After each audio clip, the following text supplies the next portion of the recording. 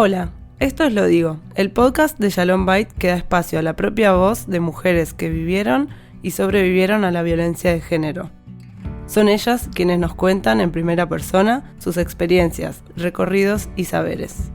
Con el fin de preservar la identidad de las mujeres que dieron su testimonio, hemos alterado datos personales. Episodio 3. Varones que ejercen violencia. Bienvenidos y bienvenidas al tercer episodio del podcast Lo Digo, el podcast de Shalom Bait, un podcast sobre la violencia de género y sus diferentes temas o subtemas. En este tercer episodio vamos a hablar sobre los varones que ejercen violencia a partir del testimonio de Paola, que ha vivido violencia de género y logró encontrar la salida. Paola ya participó con su testimonio en el primer episodio del podcast, así que Paola, bienvenida. Hola, ¿qué tal? Te agradecemos nuevamente por compartirnos tus vivencias, tus visiones, tu voz a nosotras y a todos quienes escuchan. Así que bueno, empezamos con las preguntas. Bueno, y hola Paola, ¿cómo estás? Bueno, hola, en Fernanda. este episodio estoy acá de nuevo, Fernanda, junto con Tami, y bueno, te vamos a empezar a hacer algunas preguntas, un poco con el objetivo de que quien escuche este episodio le quede como claro, ¿no? Como que pueda armar una foto de cómo es, cómo se comporta, cómo piensa, cómo siente un hombre que ejerce violencia. Y nos parece que quien mejor puede hablar de eso es quien ha convivido y ha sido víctima y sobreviviente también, ¿no?, de esa violencia. Así que, bueno, gracias. Gracias a ustedes por convocarme. Bueno, como para arrancar, pensamos en preguntarte si te acordás cómo era tu expareja cuando cuando recién lo conociste, si iniciaste una relación con él, ¿no?, de noviazgo. Sí. Lo conocí porque trabajaba con mi mamá y un día pasé por su trabajo y me lo presentó a sus compañeros. Después otra vuelta fuimos a una previa de Navidad. Bueno, y lo fui conociendo y hasta que un día me llamó y salimos y era un tipo muy encantador, muy seductor, muy bien dispuesto, ¿no?, para esto, para hacer favores, siempre con buena onda. La verdad que el tiempo que compartíamos estaba bueno. Me llevaba a los mejores lugares, comíamos a la orilla del río y te tocaban los violines, por ejemplo. Era muy encantador, era cariñoso, decía muchas cosas lindas. Y parecía que prometía un futuro increíble, pero bueno, las cosas fueron cambiando y al principio estaba todo bien, aunque a mí particularmente había cosas que me hacían ruido, como esto de que yo decía que me parecía que era como un poco misterioso porque no dejaba algunas cosas claras, desaparecía, ¿no?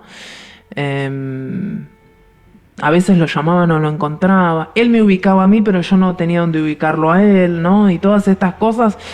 Él me decía que trabajaba mucho, que era cierto, pero bueno, que no tenía tiempo, ¿no? Entonces, bueno, yo le creía en todas estas cuestiones, pero después a lo largo del tiempo, mejor dicho, cuando me separo, entendí por qué había pasado todo esto, pero era un tipo como cualquier otro al principio. Te pregunto de nuevo, es como vos ya tenías una hija cuando lo conociste a él. Yo tenía una hija de mi primer matrimonio. Exacto, lo conocí. Sí. Y esta nueva pareja, ¿tenía contacto con ella al principio cuando vos estabas en esta etapa de conocerlo a él? Sí. ¿Cómo era con ella? Y la llevaba a la plaza, le compraba las cosas que querían, viste, qué sé yo, golosinas, algún juguete, le íbamos a comprar ropa, la llevábamos al cine, todas las cosas que hacemos cuando hay chicos, la llevamos a los jueguitos, íbamos a comer, lo que hace cualquier pareja normal. No. Sí, como estas actitudes que vos describías del inicio de la relación las tenía también con mi hija, sí. Sí. Y dijiste que, bueno, que después fue cambiando. Después fue cambiando. Yo quedé embarazada al poco tiempo. Y recuerdo que cuando se lo dije como que quedó medio paralizado, ¿no? Pero... y yo le dije que íbamos a hacer y él me dijo que íbamos a estar juntos. Entonces yo le dije, bueno, que venga a mi casa y me dijo, pero todavía no puedo, me dijo, porque tengo que arreglar un par de cosas del trabajo y qué sé yo. Así que no se vino inmediatamente, se tomó un tiempo y después vino, pero bueno, no me pareció extraño a mí en ese momento. Porque no me dijo que no, nada, apoyaba esto de tener un hijo, la que dudaba era yo, porque hacía poco que estábamos juntos, pero bueno, él estaba convencido de que sí quería ser padre. Y hasta ese momento, digamos, no había como, excepto esto que decías que a veces él desaparecía, sí. no habían situaciones que podías identificar como situaciones de violencia. Era como la situación del noviazgo, como sí. común de encuentros, bien. Y cuando empezaron a convivir, vos antes del parto, ¿estabas embarazada todavía? Sí, empezamos a convivir de 4 meses, por ahí, 3 meses. Y era normal, él trabajaba mucho, se iba temprano y volvía a la noche, y yo estaba todo el día en mi casa. Yo en ese momento estaba estudiando y iba con mi hija y cursaba, yo estaba embarazada, y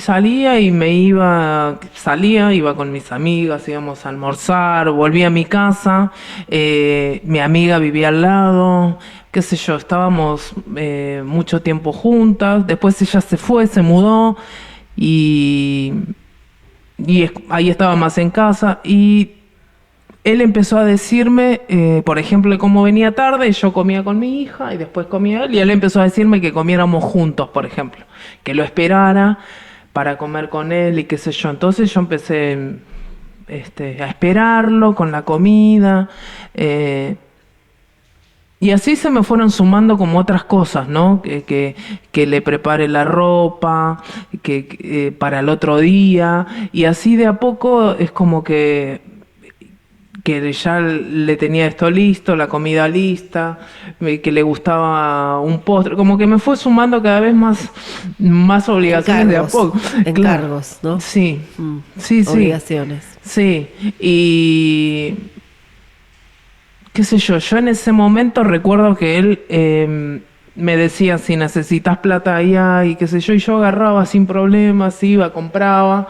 Me acuerdo que me había comprado unos jardineros porque estaba embarazada y gastaba y no había problema. Te estoy hablando de esto dentro de el año del embarazo y todo eso.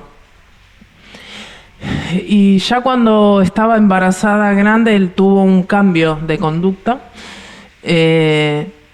donde ya no venía a dormir. Por ejemplo, se iba a jugar al fútbol y no aparecía, ¿no? Me apagaba el teléfono, y la verdad que a mí eso, en el estado que estaba, me ponía mal, ¿viste? Y entonces yo le empecé a preguntar si había otra mujer o qué pasaba, y me decía que estaba loca y que era una paranoica, y que acá y que allá. Y bueno, y como no me quedé tranquila, lo corroboré con mis propios ojos. Entonces era así, era cierto, estaba con una chica, porque era chica, no sé si tenía 18 años, y bueno, ahí decido echarlo, y bueno, y su mamá intervino mucho en ese momento, porque él me trataba de loca y de que yo era una paranoica y que lo perseguía y yo lo único que le decía era, yo me estoy dando cuenta que pasa algo, que me diga la verdad y listo, ya está, y cada uno con su vida, ¿no? Pero bueno, cuando yo descubro todo eso, la madre también me trataba de loca, de paranoica, que yo lo atosigaba al hijo y todas esas cosas, ¿no? Que, bueno. Y cuando veo que sí que estaba con otra mujer, ahí ya me separé y le dije que hiciera lo que quisiera, que ya está. Que no, yo estaba, ya mi hijo había nacido, esto empezó en el embarazo y mi hijo tenía un mes. Y yo andaba mucho con los médicos, con él, y tenía a mi otra hija, pero bueno, yo cuando descubrí la verdad ya me quedé tranquila, ¿no? Porque ya dije, bueno, ya era esto, no estaba loca, era verdad.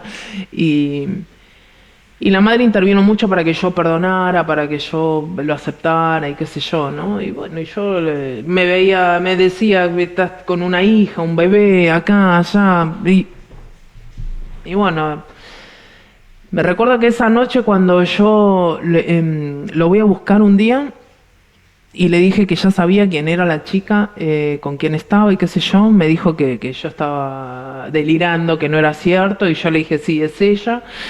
Y me dijo, mira, si querés dejarme ver a mi hijo, lo veo, y si no, está bien igual.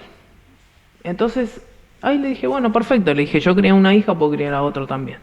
Eso fue al mes de mi hijo. Y después, bueno, apareció con un perro, y prometiendo amor eterno y así esas cosas y lo perdoné, y mi hijo es chiquito y bueno, empezó con esto y después ya yo tenía que estar en mi casa cuando él venía. Después empezó a caer a media tarde, digamos, como que me hacía estas cosas para que yo estuviera y no me fuera, ¿no? Me caía de sorpresa y yo tenía que estar, digamos. Pero bueno, yo siempre estaba en mi casa con los chicos, en la escuela y todas esas cosas. Y Por lo que describís, Paola, bueno, son en relación a las conductas, ¿no? De él, sí, muy, muy asociadas al control, al hipercontrol sobre lo que vos hacías. mucho control, sí. Me controlaba mucho. No era de estos tipos que te llaman 100 veces o 10 veces en un minuto. No. Pero cuando él llamaba yo tenía que atender. Tenía que dejar lo que estaba haciendo y lo tenía que atender. Porque si no lo atendía, era un drama, era un problema. Y engancho con esto que decís para preguntarte en relación a, bueno, pensando en el perfil en general de los varones que ejercen violencia y el vínculo o el no vínculo, ¿no? Con las emociones, especialmente sí, de los demás, ¿no? Poder empatizar con las emociones de los demás. ¿Cómo recordás que él, digamos, qué manifestaba en relación a lo que te pasaba a vos frente a lo que él hacía o incluso a tus hijos? Él no se hacía cargo de lo que me hacía a mí, porque él me echaba la culpa a mí, de que yo lo provocaba o de que yo lo ponía mal o que él venía cansado. Él era el pobre tipo que trabajaba todo el día y venía cansado y yo encima lo jodía con alguna pregunta. Entonces era mi culpa. Todo lo que me pasara a mí o él me hiciera era mi culpa, porque yo provocaba esa situación. Provocar una situación para él era no estar de acuerdo con lo que él decía. Entonces, si él decía, mira, esto es blanco, y yo decía, no, yo lo veo negro, era un problema. O sea, nunca escuchaba, nunca nada. Él solo te decía cómo eran las cosas y lo tomabas o lo tomabas. Uh-huh. Y si no te gusta, bueno. Y esto, Paula, digamos, estabas contando cómo empezó ese tipo de control que caía en cualquier momento, de algún modo, para ver si vos estabas, y después estas cosas que estás contando, digamos, fue increyendo, él empezó a mostrar como un comportamiento violento más como visible, ¿no? Sí, Más. sí. Empezó con la violencia física. Sí. Y bueno, la psicológica ya estaba al top, ya era, había pasado, pero empezó con la violencia física. Y por cualquier situación que a él le molestara, me empezó con ese... Me tiraba la comida encima, me hacía esos desplantes no sé, golpes muchísimos, de puño, patadas, lo que sea. Recuerdo que una vez seguí el consejo de la madre de él, que me dijo un día: arreglate, esperalo lindo a mi hijo, hacerle una comida que le guste. Y yo lo hice, y cuando vino me dio la paliza del año, porque me dijo: ¿de dónde venís? Toda arreglada. O sea, yo salí para esperarlo y me entró a trompadas, literal, hasta la pieza, todo un pasillo, y no dije una sola palabra. Él lo único que me decía es: ¿de dónde venís? ¿A dónde estuviste? Toda pintada, así cambiada. Nunca se le ocurrió que lo estaba esperando con algo rico. Un poco lo que estás contando es, hablando un poco de qué hay en la cabeza de este varón que ejerce violencia, ¿no? Como cuáles son sus ideas respecto, por ejemplo, de cómo debe ser una mujer, ¿no? O sea, vos estás contando, él quería que le preparara la ropa, él quería que le preparara la comida, ¿no? Como en ese estereotipo que una esposa es la que hace todo eso, y una esposa tampoco se viste muy linda, Ni ¿no? se pinta. Ni se pinta tanto. Claro. Digo, como...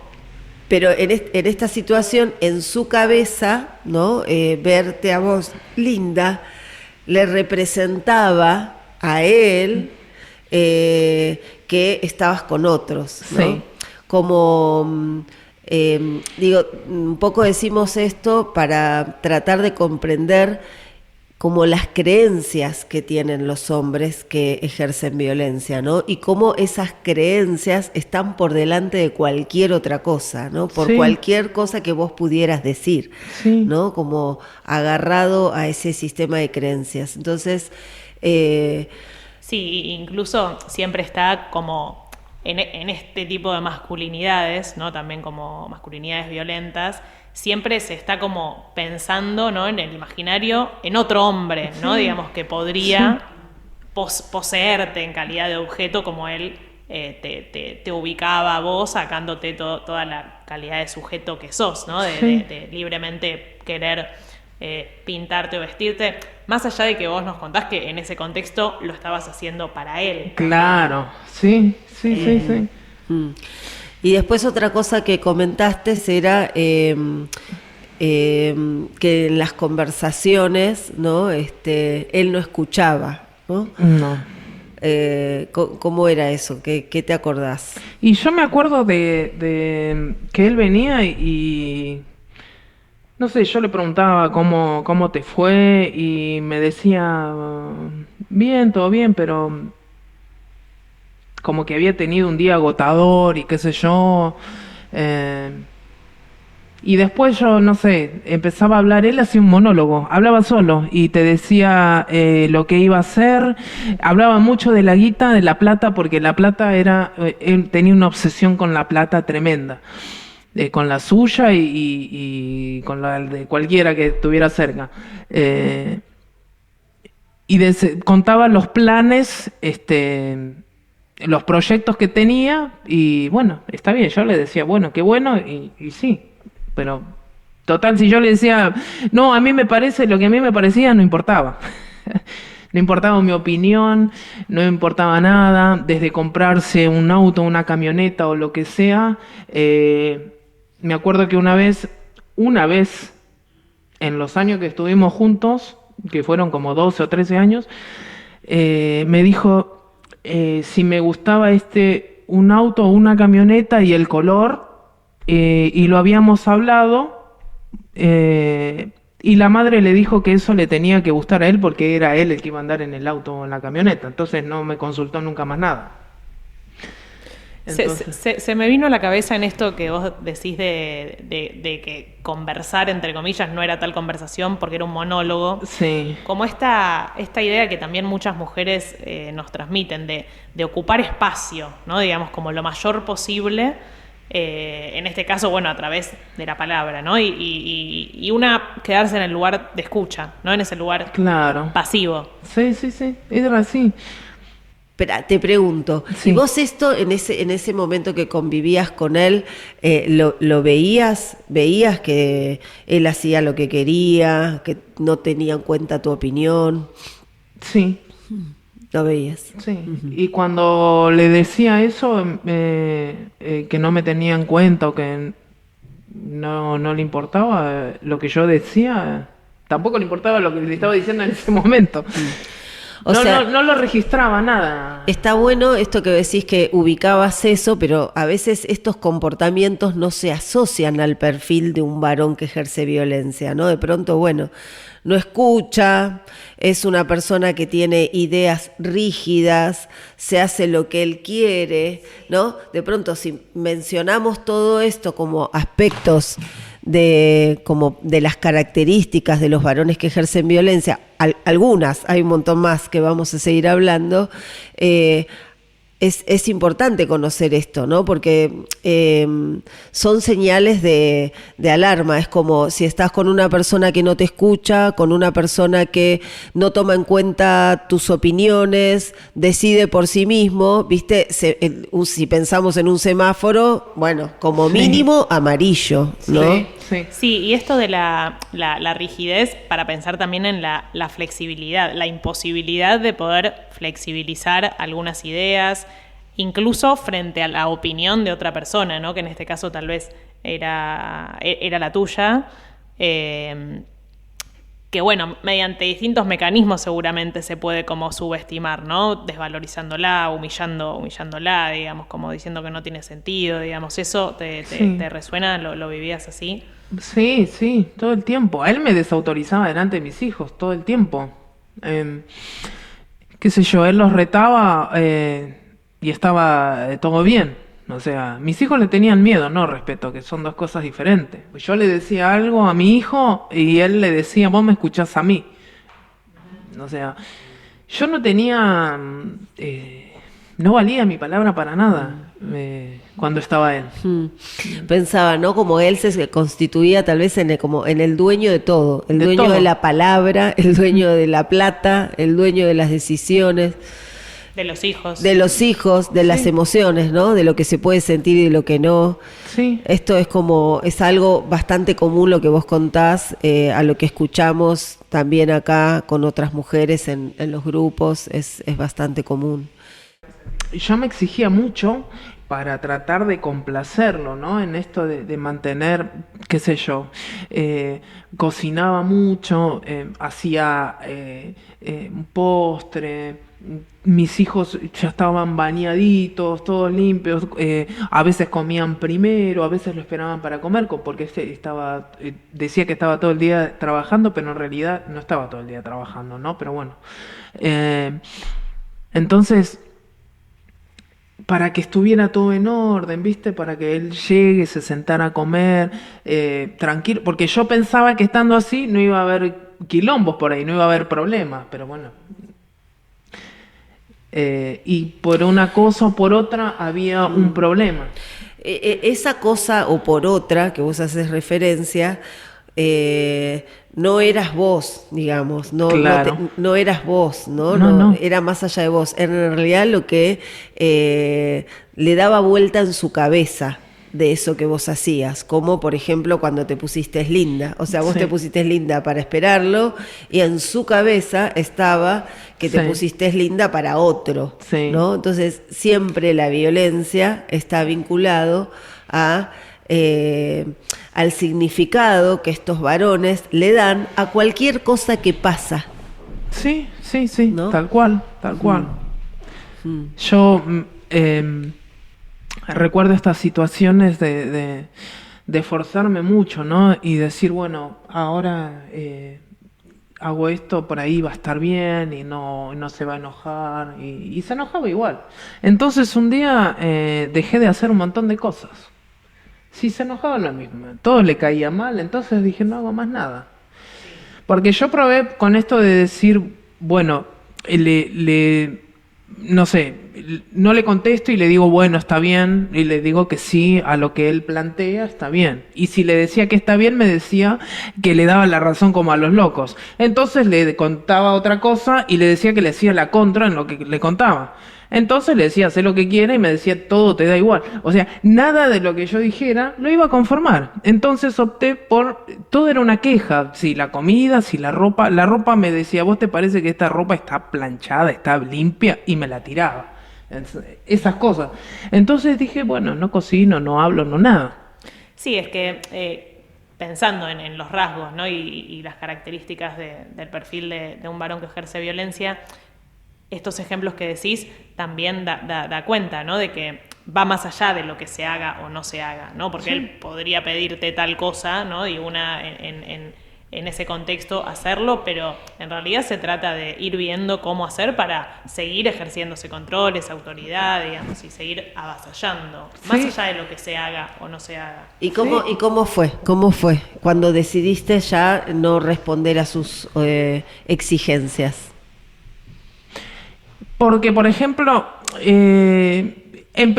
cuando empecé con la psicóloga, que pasaron años, ¿no? De todo esto, hasta que yo digo, bueno, ya hubo muchos golpes en todos esos años, humillaciones de las que se te ocurra, desde tirarme un plato de comida encima mío y de mi hijo en brazos, me tiraba la comida cuando no le gustaba, sufrí esas humillaciones que me llenaban de odio, ¿viste? No sé, me ninguneaba todo el tiempo, era nada, cualquier persona, o sea, nunca fui su mujer, no nada, era una cosa, porque así él lo demostraba, no tenía ningún reparo en golpearme en la casa de la madre, decirme barbaridades delante de cualquiera. No se medían absolutamente en nada. Entonces, después de tantos golpes, tanta violencia física, yo, y de la mirada de mis hijos, que esto ya lo dije, sentí que ya tenía algo que hacer, tenía algo tenía que cambiar, algo. Y ahí es donde busqué ayuda con una psicóloga del Centro de Salud Mental número 1. Y bueno, ella, cuando yo llegué, me dijo que por qué estaba, y le dije porque quería separarme y no sabía cómo hacer.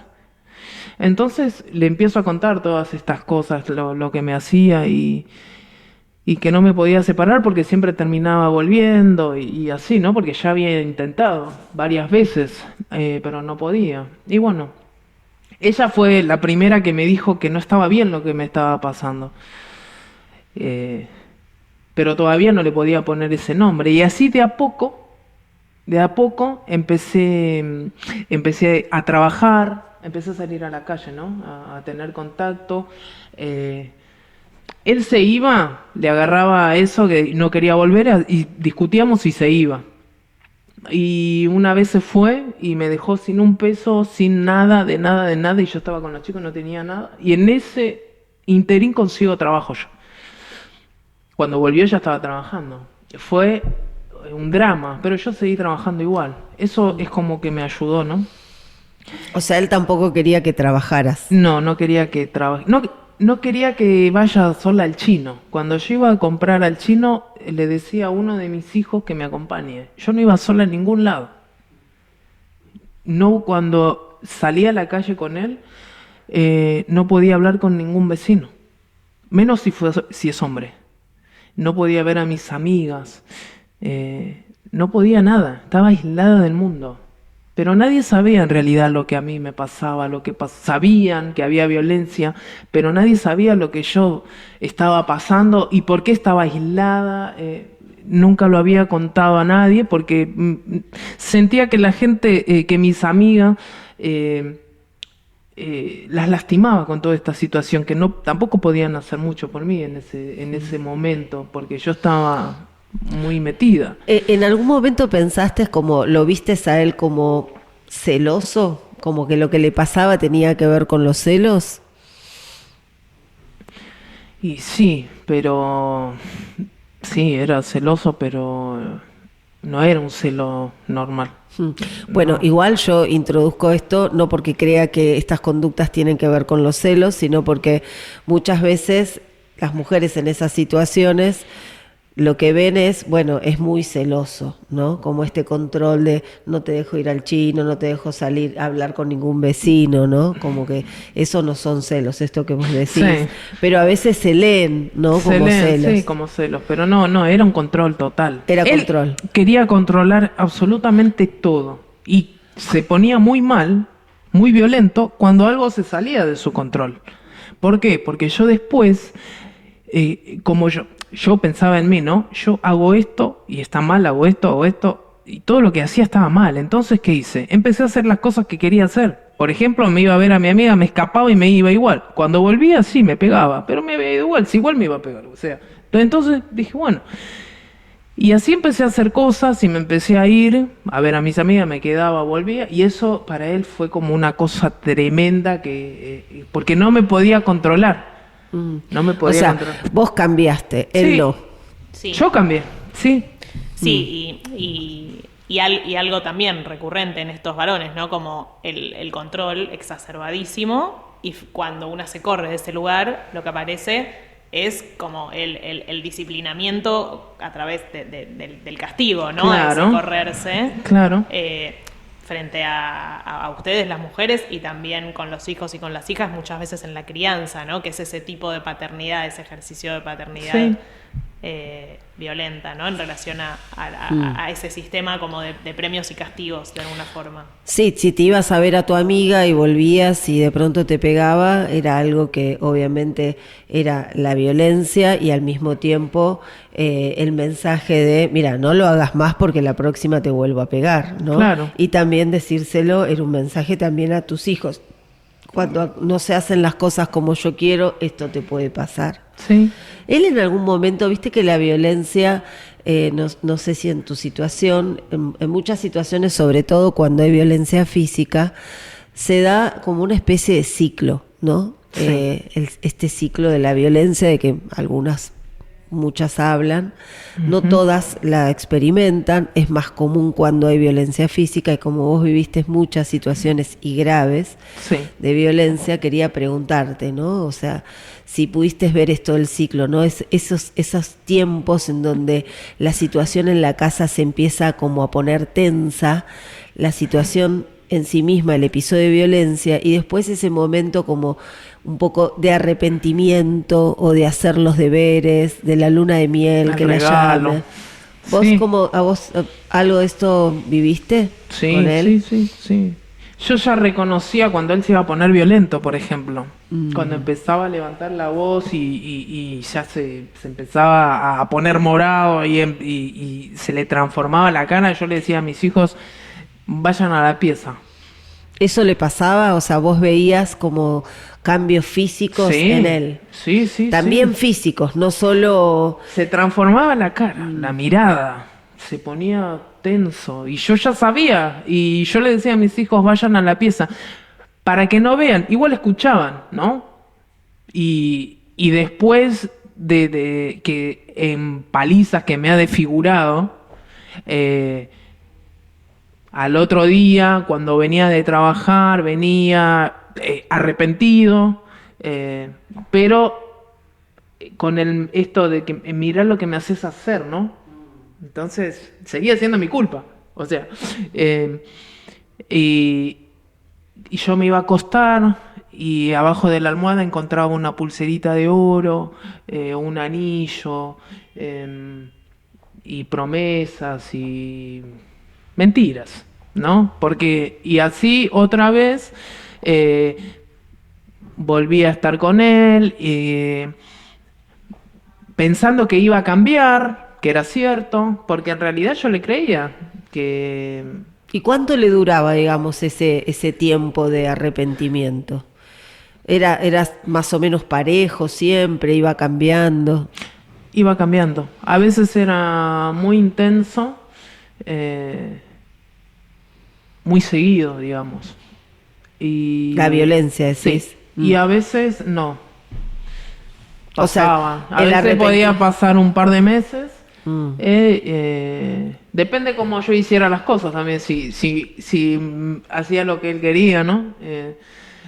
A mí, ir a ver a mis amigas y hacer las cosas que yo tenía ganas me costó paliza. O sea, a él, qué sé yo, le contaban cualquier cosa por ahí y venía y me pegaba a mí y no me preguntaba, che, no existía eso. Y lo peor que todos estos chismes salían de la boca de la madre, ¿me entendés? O sea, no sé. ¿Alguna vez lo viste, digamos, en esos periodos como en cualquier momento, pero se me ocurrió preguntarte de arrepentimiento, pero como angustiado, conectado con triste por cómo te veía vos, o angustiado porque los chicos habían estado presentes en esa situación, como conmovido emocionalmente? No. No se conmovía. Creo que lo noté apenado, no sé si es apenado la palabra, cuando no volví nunca más. Cuando no le creí más. Cuando dije no. Se terminó y nunca más. Creo que ahí lo vi como un poquito afectado, pero... Cuando vos estuviste lastimada en el hospital o internada con heridas, en esos momentos, no sé si cuando hiciste la denuncia o no, pero hubieron momentos que a lo mejor estuviste lastimada, que él te vio lastimada. Millones de veces me vio lastimada. Y en esos momentos con vos, ¿cómo era? Igual. Okay. Igual. Él a mí me ha llegado a golpear porque él estaba con neumonía y se tenía que hacer una nebulización y me quedé dormida y me pegó porque no lo desperté para que se nebulice, por ejemplo. O sea, en esas cuestiones, si yo recuerdo puntualmente eso, porque fue donde me dormí en un charco de sangre en la cama, ¿no? Entonces... O sea, lo que describís es como una persona desconectada, ¿no? En este caso, con tu sufrimiento, ¿no? Sí. Cuando él me golpeaba a mí, que me ha pateado en el piso, me ha pateado sin piedad, donde yo no podía hablar y le decía que parara dentro de mis posibilidades, él me preguntaba si me dolía y me pateaba más fuerte. Entonces no... Sí, digamos, como la característica también común de no poder empatizar con el sufrimiento ajeno, ¿no? Digamos, y también con cuando incluso la violencia está siendo ejercida por no uno sé, mismo. No sé si con el sufrimiento ajeno, con el mío. Bien. Con el mío. Porque en lo que tenía que ver con lo que era su familia, me refiero a su mamá y a su hermana, porque el resto para él no era familia, sino que su mamá y su hermana así, conectaban muy bien. Justo cuando Tami dijo eso me quedé pensando, ¿no? Que de pronto recordar historias de mujeres, hace más de 20 años que escucho a mujeres y acompaño, muchos hombres muy conectados de pronto con sus mascotas. O sea, hay dos perfiles, ¿no? Hay unos que son muy violentos con las mascotas, sobre todo si esas mascotas son de la mujer, no son propias. Y otros muy conectados con las mascotas y como re buena onda con los bichos, ¿no? Sí. Y ocupándose, bla, bla. ¿No? Por eso esto que dice Paola me parece re importante, ¿no? Como que él no conectaba con tu sufrimiento. Claro, con ni el mío. de tus hijos. Y el de mis hijos.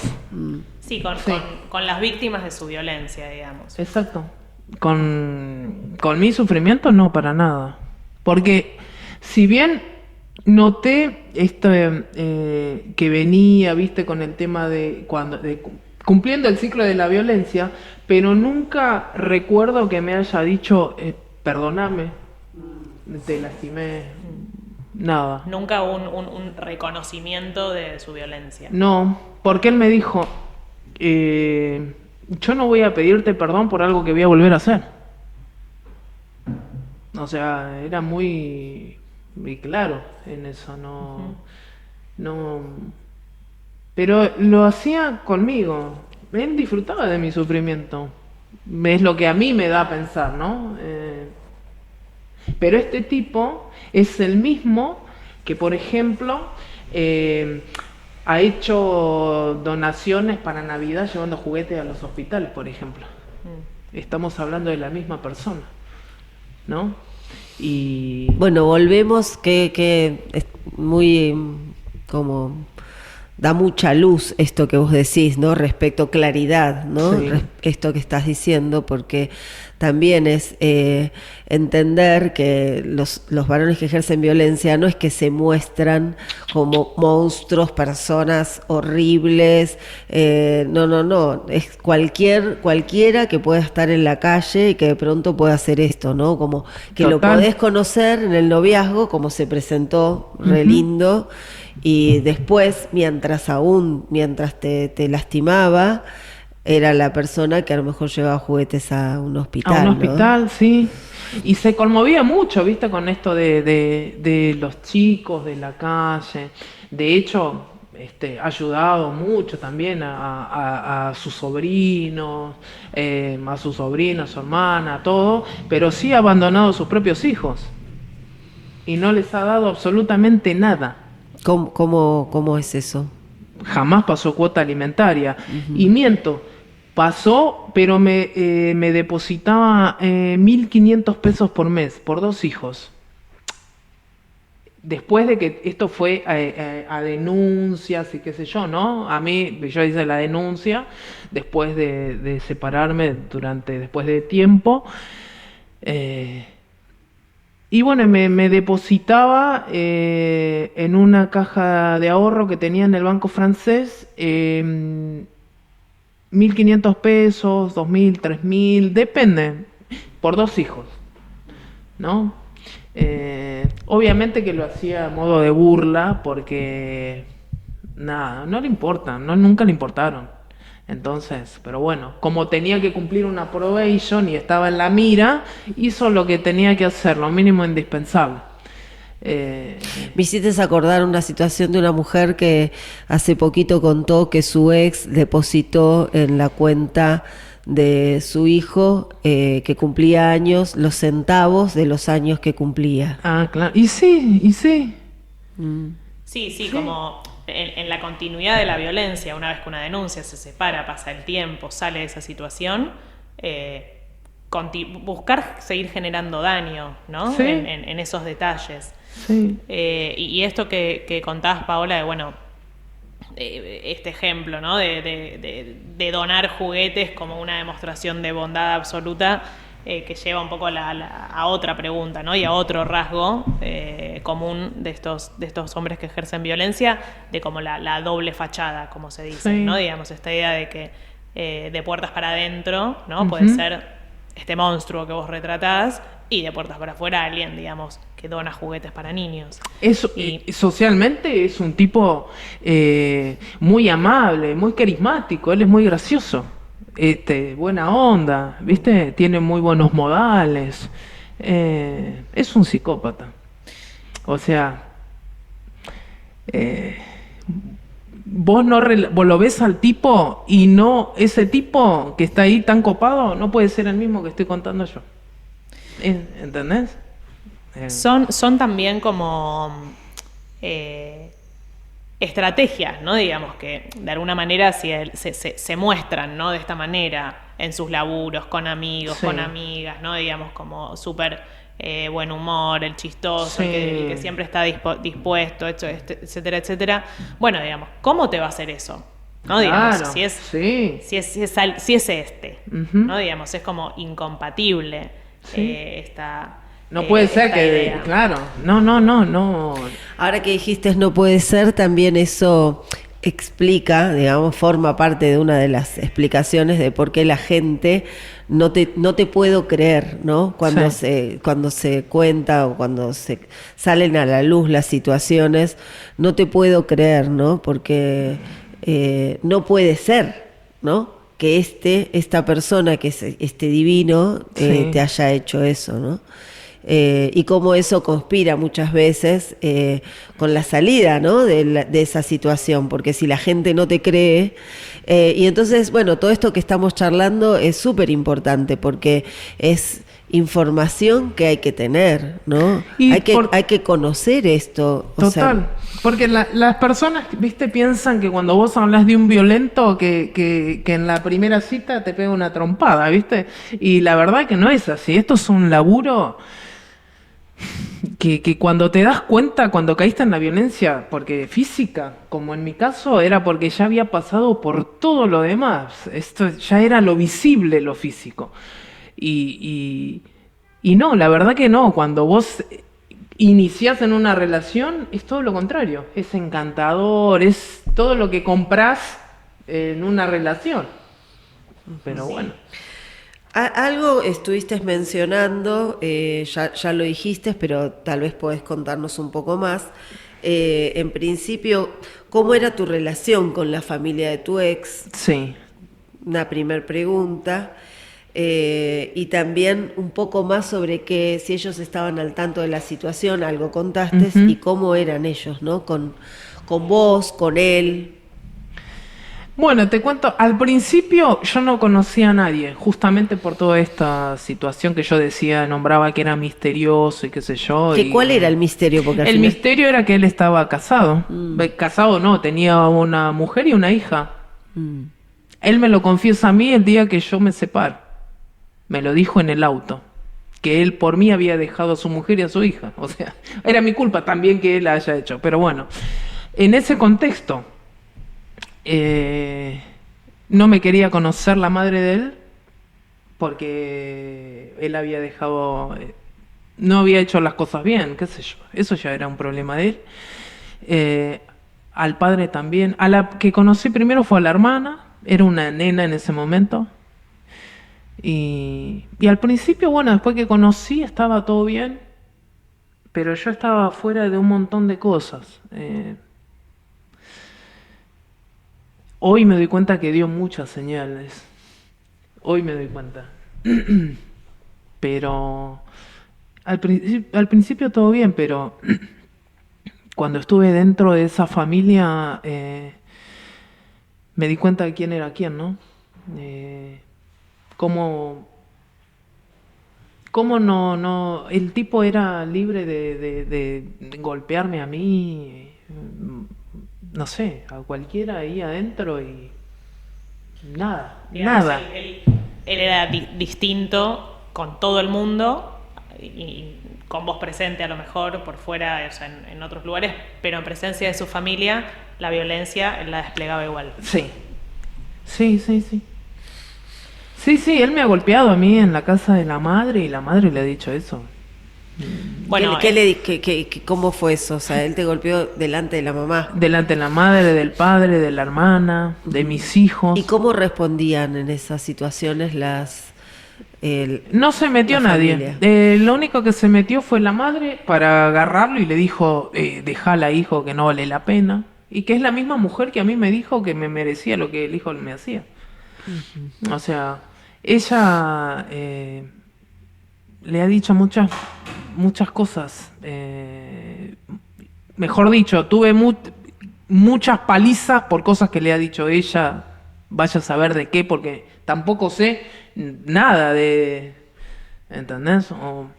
Él todo lo justificaba. No, porque mi mamá me dijo y yo cobraba y ahí... ¿Entendés? Y qué sé yo.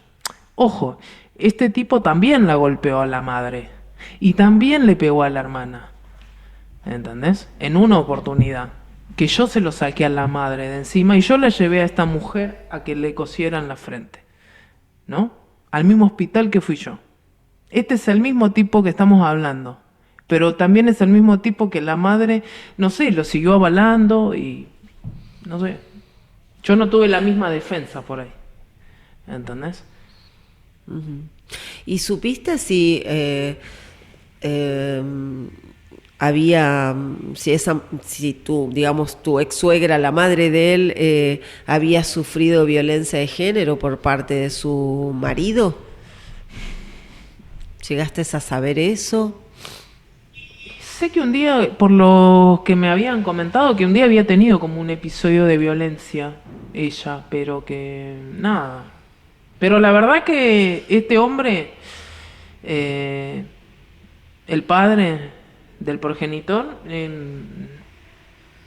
era no. Se hacía el copado, pero no era nada copado. Qué sé yo, por el comentario que él hizo, no sé. Habría que ver, ¿no? Puertas adentro, como un poco todo lo que estamos hablando, ¿no? Todo lo que vos sí sabías de tu ex y de pronto hay gente que no lo sabía. Sí. Un signo de pregunta, en realidad, no de afirmación, pero... Sí, pero tal vez sí de lo que nos contás que podemos como afirmar es esto de, bueno, de la naturalización y la justificación de la violencia por parte de la gente de su entorno que ha formado parte de su familia de origen, de toda su historia de vida, ¿no? En esto de saber que bueno, los varones que ejercen violencia vienen, ¿no? de entornos y de lugares donde por lo general eso también ocurre, y que hay muchas mujeres, ¿no? Que también escuchamos que cuentan que la violencia no viene únicamente por parte de sus parejas o exparejas, sino muchas veces por el entorno familiar de esta persona.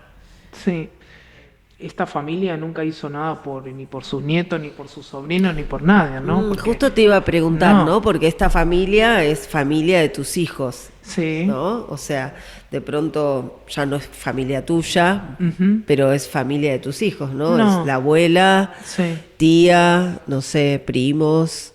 Sí. ¿Cómo ha sido eso después de la separación o de la denuncia, inclusive en el momento que se denuncia, que vos lo denunciaste, si él tenía restricción? ¿Cómo se comportaron ellos? No los vi nunca más a nadie. No. Cuando él aparece, una vez apareció, antes de la denuncia creo, antes apareció la hermana quería verlo, a mis hijos, los vio, después apareció él y le duró un suspiro. Ese mismo año denunció, esto habrá sido en diciembre, en febrero tuve que denunciar, ya no me quedaba más opción. A todo esto se borró un año, ¿no? Sin cuota alimentaria, nada, la familia no dio nada, él no dio nada, todos se comportaron igual que él. Y después de eso, o sea, vos comentaste, ¿hace cuánto que tu ex y el padre de tus hijos no tiene contacto con sus hijos? Y hace como 9 años. ¿Y en este tiempo él ha aportado cuota alimentaria o algo? No. Él lo único que pagó fue lo que la jueza, lo que fue de la probation, que me tuvo que indemnizar a mí por daños, creo que eran por 70.000 pesos, en 6 cuotas porque pobre no tenía para pagar, ¿no? Convengamos que estamos hablando de una persona que tiene 0 kilómetros, que se cambia de camioneta, que se va de viaje, que tiene acá, allá, que lleva un buen pasar y hace lo que quiere, tiene su propio negocio, y nunca le dio nada a sus hijos, porque a los demás sí. Yo cuando hablo y digo, se comporta así con sus propios hijos. Con el resto es un tipo generoso, que ayuda al prójimo, pero a sus hijos no les dio nunca nada. Bueno, qué foto, ¿no? Esta que hoy fuiste dibujando, haciendo, con toda esta información. Lamentablemente, esta es la realidad. El perfil de los varones que ejercen violencia se ajusta en más o en menos medida, no es exacto, digamos, pero porque las formas de violencia de pronto pueden ser diferentes, pero las características que vos describís son comunes a casi todos, ¿no? Sí. La anestesia emocional, sistema de creencias rígidos con ideas rígidas, la imposibilidad de conectarse con las emociones de la otra persona, la justificación, la minimización, todo esto que vos mencionaste, y también el contexto, ¿no? familiar, también eso es bastante lamentable, que Sí. ojalá que haya personas que escuchen este episodio y todo el podcast, en realidad, Sí. también quien es abuela o abuelo de un niño cuyo padre ha ejercido violencia, ¿no? Ahí hay algo para hacer diferente, ¿no? Lo más común es que los abuelos también se borren, como que hay una historia común, ¿no? Sí. Entre el hombre que maltrata a su compañera, a su esposa, a su novia, a la madre de sus hijos y a sus hijos. Hay como un hilo común, ¿no? También con una familia Sí. que niega, que tapa, Sí. que culpa a la víctima, ¿no? Y cubre al agresor. Sí, la verdad que no fue fácil, porque los chicos sufrieron un abandono importante, ¿no? Y más allá de la historia, pero bueno, no tuve la necesidad de decirles mucho, digamos, porque la realidad cayó por su propio peso, porque los abandonó, se borró, los lastimó, o sea, quedó clarísimo Y quedó clarísimo, tengo que decirlo, pero quedó clarísimo que quien estuvo ahí fuiste vos, Sí, ¿no? totalmente. Como que también eso es muy común, ¿no? Como Sí. las mujeres que están como bastante, digamos, como arrasadas a veces, ¿no? Físicamente, emocionalmente, ¿no? Hacen un enorme trabajo como el que vos has hecho para sobrevivir, para vivir. Sí. Para vivir y para proteger también a tus hijos, ¿no? Sí. Y bueno, y por ese trabajo que vos has hecho también es que podés estar acá sentada compartiendo todo esto. Tremendo, un enorme trabajo que admiro profundamente, de Gracias, verdad. gracias. Sí. Gracias. Y agregaría esto también de lo que decíamos de la rigidez y la flexibilidad que va, digamos, desde quien ejerce violencia, su entorno familiar, ¿no? Que muchas veces reproduce eso, y también las instituciones, ¿no? A la hora de pensar Sí. también respecto de incluso la protección de los hijos y las hijas en esos procesos que arrancan cuando una se separa, ¿no? Y empieza como a poder poner en práctica un montón de cosas que no podía por ese control. Y esa rigidez también en relación al padre como figura que tiene que estar, ¿no? Sacándolo Sí. de contexto y sacándolo del contexto de esa violencia y de quién es este padre, ¿no? Con todos estos rasgos, estos aspectos que hablamos en este episodio. Y bueno, me parece como otro también entorno donde todo esto se juega, que ya lo vamos a profundizar también en otro episodio, pero me parece que también era importante mencionarlo. Sí, la verdad que está bueno ver que todo esto es la misma persona, ¿no? Todo Qué esto. bien esto, a modo de cierre, ¿no? Porque Sí. a veces también nos pasa que cuando las mujeres llegan en un primer momento, ¿no? Cuentan también como el deseo de continuar a lo mejor en la relación con esas partes buenas, ¿no? Que él tiene. Porque Claro. él, vos contabas que, no sé, a lo mejor no lo contaste y esto abre esa pregunta, ¿no? Tenía sus momentos con sus partes buenas y tenía sus momentos con sus partes violentas. Sí, sí, sí, claro. Él era un tipo, la parte buena era buenísima. También con vos, Sí, claro. sí, sí, Bien. sí. Pero esto último que dijiste es que no era solo las partes buenas, él era la misma persona, ¿no? Sí. Era como único y no se puede, digamos, como dividirlo a la mitad y quedarse solo con lo bueno, porque en realidad venía con todo, ¿no? Sí. El trabajo de nosotras es esto, ¿no? Es unificar todo esto que para sobrevivir fuimos como disociándonos, separando un montón de cosas, porque al menos para mí fue eso, ver el todo. Sí, y incluso como superando eso, además de verlo como integrar todo eso, entender que no hay tales buenos momentos, ¿no? Digamos no. Que de alguna manera esos Supuestos, intervalos, claro. ¿no? Digamos, donde no ocurren las violencias, son necesarios para que una no se vaya, digamos, porque Exacto.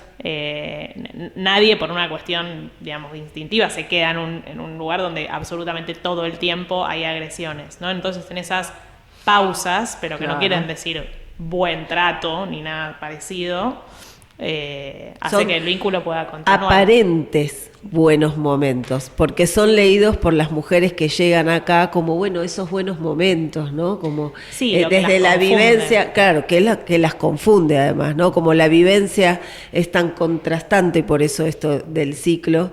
El ciclo, Sí, inicialmente muchas mujeres lo ven así, ¿no? Como buenos momentos y claramente eso las confunde un montón. Sí, de la misma manera que la violencia tiene un ciclo con etapas, es también intermitente, ¿no? Sí. Necesariamente para Sí. que pueda continuar a lo largo del tiempo. Sí, no. Es tremendo.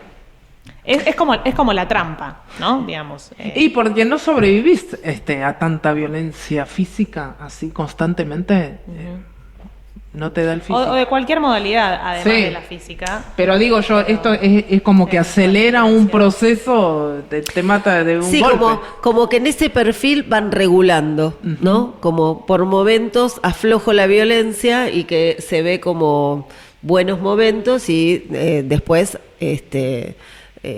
intensifico la violencia, ¿no? Como esa regulación para poder seguir manteniéndote atrapada, ¿no?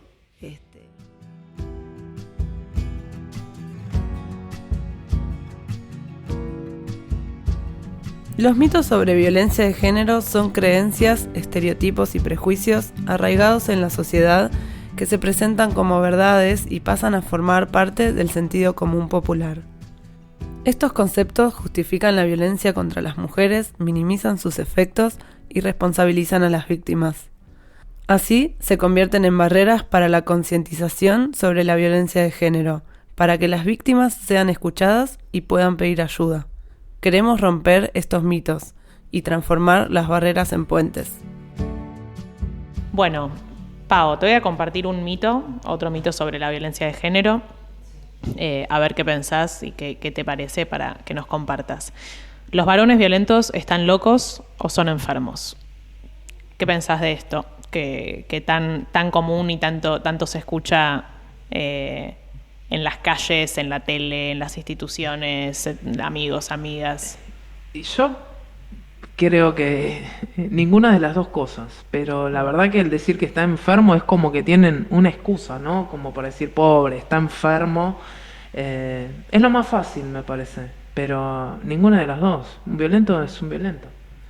Ni punto. Un enfermo es un diabético para mí, pero no justamente estas personas, ¿no? Sí, es una forma de justificar. Totalmente. Tal cual, y de negar como el carácter social y cultural, ¿no? Sí, que tiene la violencia. En esto de que se aprende, de que se transmite, exacto, de los modelos, ¿no? Y de que así como se puede aprender algo, también se puede desaprender algo. Seguro. Esta idea de repente de bueno, un varón violento que va al psiquiatra, ¿no? Uh-huh. Que se lo medica, ¿no? Y que se cree que así puede mejorar sus conductas de repente. Sí. No, pero eso no sucede. Es una manera como de...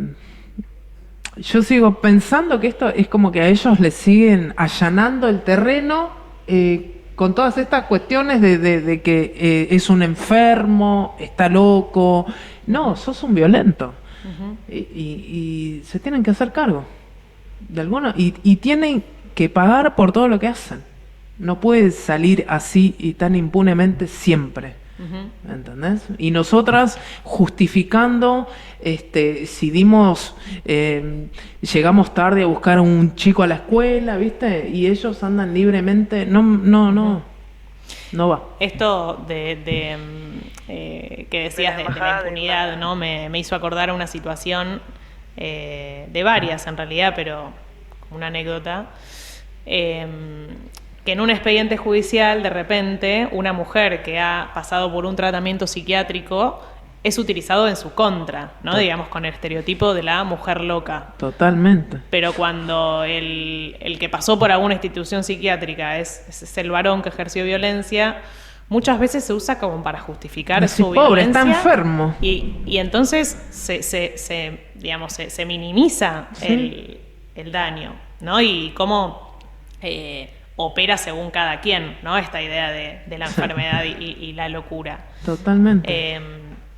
Pero bueno, esto que traíamos también en relación al mito, porque desde Shalom trabajamos y nos anclamos en esta idea, ¿no? De la violencia como un problema social, cultural, la violencia como lo que se transmite y que se aprende, y que no es algo genético, no es algo que viene con uno cuando nace, digamos, ¿no? No, se aprende tal cual. Yo comparto esa idea, sí. Y se transmite y va incrementando y es tremendo. Bueno, estamos llegando ya al cierre de este capítulo con un montón de aportes, con mucha información. Paola siempre súper generosa y da cuenta, ¿no? Como del proceso que hizo en estos años, que no fueron pocos, como ella dice, que le permiten hoy tener tan claro, ¿no? Todo esto. No siempre fue así, así que también esto es para destacarlo, ¿no? Se puede salir de la violencia y en ese camino de salida se van aclarando tantas cosas, ¿no? Y en este sentido podemos decir que la violencia existe porque hay alguien que la ejerce.